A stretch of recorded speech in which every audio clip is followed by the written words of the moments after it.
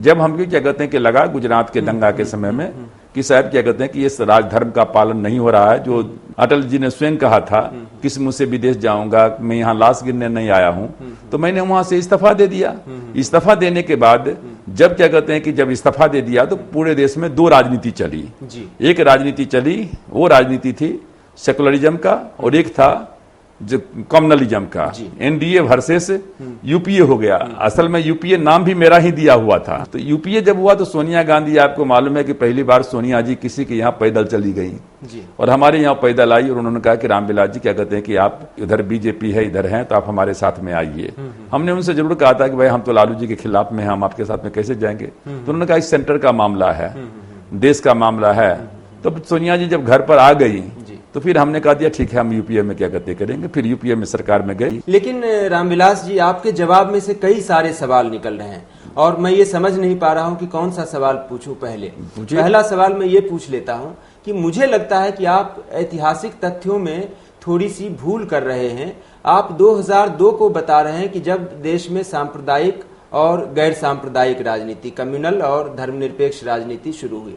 और मुझे ये लगता है कि अगर इसको देखा जाए तो ये 1989 जब ये सारा राम मंदिर का शिला पूजन और राम रथ यात्रा और फिर बाबरी मस्जिद का ढहना है, उसी दौर से हम इस चीज को देख सकते हैं कि ये इंटेंसिफाई हो गया था।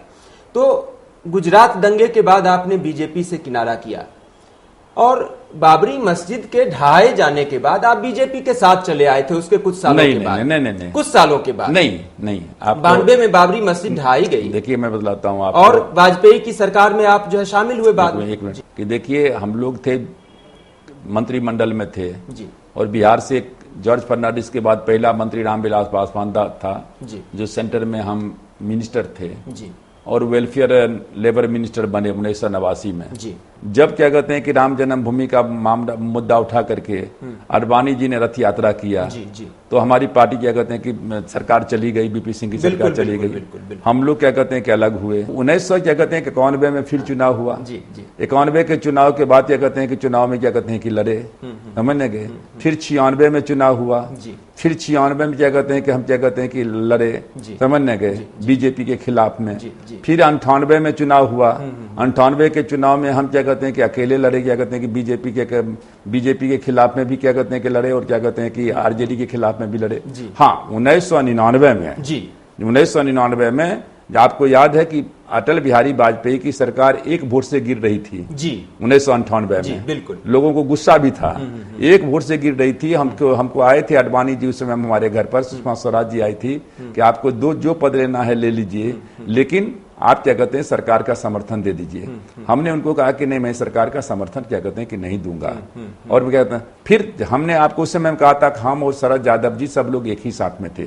शरद यादव जी हार गए थे 1998 में। फिर पार्टी ने फैसला लिया कि लालू यादव को हटाना है, और यहाँ क्या कहते हैं लोगों में काफी विरोध है, इसलिए हम लोगों को एनडीए में चलना चाहिए। एनडीए का मतलब बीजेपी के साथ में चलना चाहिए। तब उसके बाद क्या कहते हैं कि 1999 में क्या कहते हैं कि बीजेपी के साथ में क्या कहते हैं गए। और इसलिए मैंने कहा कि ये पार्टी का फैसला था। जॉर्ज फर्नांडिस ने आकर के बहुत समझाने की कोशिश किया कि देखिए अटल बिहारी वाजपेयी आरएसएस के खिलाफ में है, ये क्या कहते हैं कि यहाँ लाहौर तक बस यात्रा लेकर के क्या कहते हैं जाएंगे, हम लोगों को हाथ को मजबूत करना चाहिए।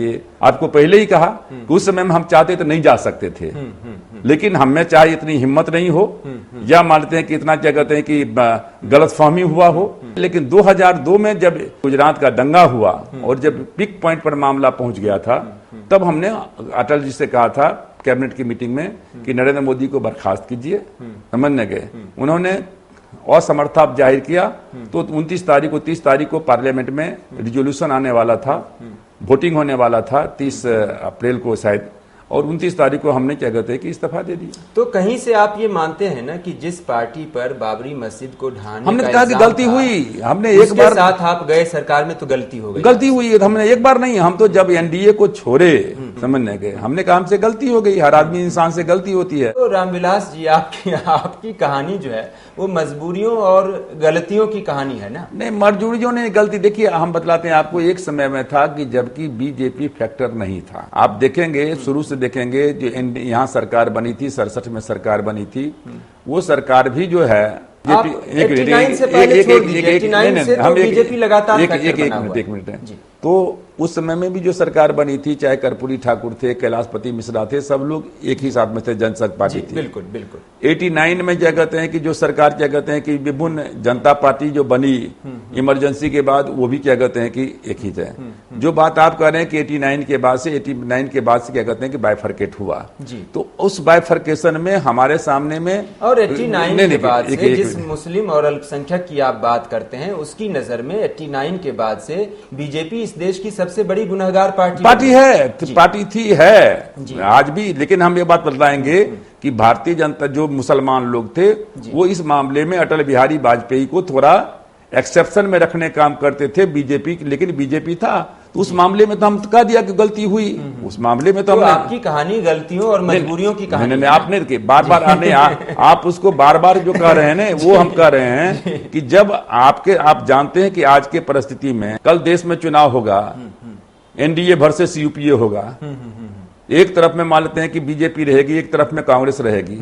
तो दिनकर ने कहा था कि समर शेष है नहीं पाप का, भागी केवल व्याध, जो तटस्थ है समय लिखेगा उसका भी अपराध। तो आपको किसी न किसी के साथ में तो जाना ही होगा ना।